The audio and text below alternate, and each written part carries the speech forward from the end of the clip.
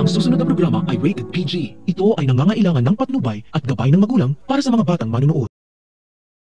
Sa wakas, nagkaroon ng lakas ng loob si Manuel na iwanan si Hazel matapos siyang saktan nito at doon muna siya tumuloy sa kaibigan niyang matandang mag-asawa. Hindi makapaniwala si Manuel na sinunog ni Hazel ang natitirang alaala niya sa Pilipinas, ang litrato nila ni Felma kasama ang pinakamamahal nilang mga anak. Para kay Manuel, walang kapatawaran ang ginawa ni Hazel dahil wala naman siyang balak na makipagbalikan pa kay Felma dahil si Hazel na ang legal niyang asawa. Ang nais lang naman sana ni Manuel ay respetuhin siya at intindihin ni Hazel na sila pa rin ni Felma ang una nitong pamilya, kaya lang napakasamang tao ni Hazel.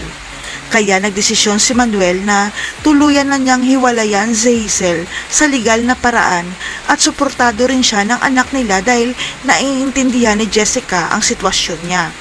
Hanggang sa may nagpadala kay Manuel ng isang envelope na babaliktad sa kanyang mundo dahil ang nilalaman ng envelope ay isang litrato ng kasal ni Hazel sa ibang lalaki. Dahil ang hindi alam ng lahat, unang kinasal pala si Jojo at si Hazel, kaya lang biglang naglaho na parang bula si Jojo sa Saudi, kaya si Manuel ang pinikot niya.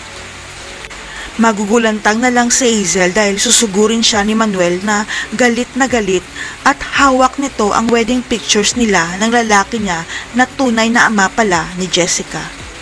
Makakalaya na kaya si Manuel kay Hazel dahil peke pala ang kasal nila?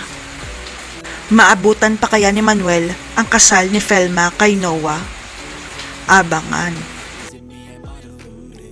I'm the one who's always sorry. The conclusion